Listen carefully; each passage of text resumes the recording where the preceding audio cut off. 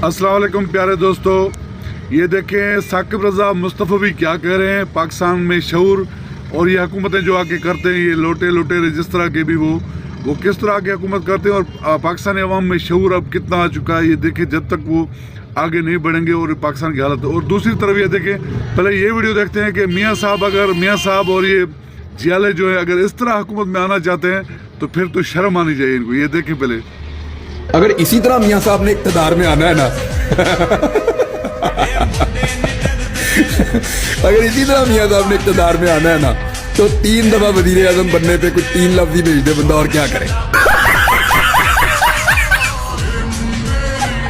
और प्यारे दोस्तों अब ये देखें साकिब रज़ा मुस्तफ़वी क्या कर रही है। सुने, बिरयानी की प्लेट पे वोट देने वाले लोग ये तो फिर ऐसे लोगों को ही मुंतखब करते रहेंगे और यही बार बार हमारे ऊपर मुसल्लत होते रहेंगे और हमारा इस्तेसाल करते रहेंगे, हमारी तजलील करते रहेंगे। इनके तर्ज जिंदगी देखिए, इनका अंदाज मुआशरत देखिए, इनके लक्षण देखिए, और दूसरी तरफ कौम की बदहालियां देखिए। पूरी दुनिया में ऐसा कहीं नहीं होता जो इस्तेसाल इस कौम का किया जा रहा है और जो हमारे साथ सलूक होता है, और ये होता रहेगा और ये होना चाहिए। क्योंकि जब हम इसके लिए अमली तौर पर खुद तैयार हैं तो फिर हमारे साथ ये सलूक होना चाहिए। खुदाए जिंदा जिंदों का खुदा है। कौम की जो हालत है और कौम फिर भी उन लोगों के नारे लगाती है तो फिर इनके साथ ये होना चाहिए। जब तक हम शऊर की मंजिलें तय नहीं करेंगे, तालीमी नज़म कायम नहीं करेंगे, अगरचे हुकूमतें हमें कभी भी बाशऊर नहीं होने देंगी। आ बताऊं तुझको रमज़े आया है इन्नल मुलूक, सल्तनत अक़वाम गालिब की है एक जादूगरी। ख्वाब से बेदार होता है जरा महकूम अगर, फिर सुला देती है उसको हुक्मरां की सहारी।